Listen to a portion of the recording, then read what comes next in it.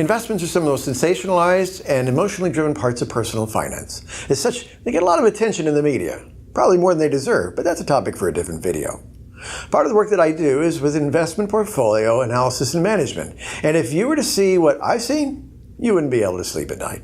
Let me explain. Part of what makes investing so sensational is you can sit there and do practically nothing and watch your money grow, at least on paper. And that's the part that the financial media and that investment advisor person, whether you call them a stockbroker or a wealth manager or whatever, they feed on that. But be careful, the dirty little secret is that all investments come with risk, sometimes substantial downside risk, where you can lose a lot of money very quickly with very little, if any, control over what happens. This drawdown risk is rarely discussed. You're not going to notice the risk when the markets are going up, and that investment advisor, he doesn't want to talk about it. That could be bad for business. Out of sight, out of mind. And yet the market does go in the wrong direction about 40% of the time. And when it corrects, well, the drawdowns can be huge. 58% peak to trough in 2008, 48% top to bottom in 2001. And in 1987, in just a few short weeks, the market lost 33%, and it took 2 years to recover from that. 2 years. Now, for some folks, this is no big deal. They're disciplined and they understand the risks that they're taking.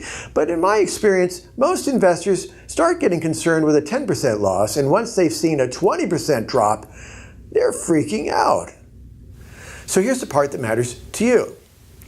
In almost all the cases that I review, and I go over a lot of portfolios for people, the downside risk exposure is way more than the person is aware of, much less able or willing to tolerate. And that's why I say if you were to see what I've seen, you wouldn't be able to sleep well at night.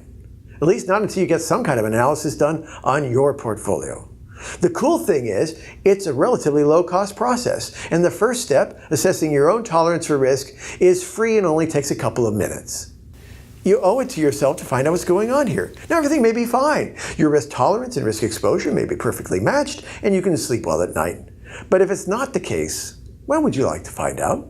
Now or after a 25, 33, or 58% correction?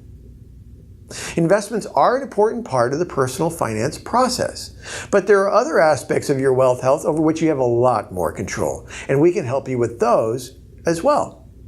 Thanks for watching.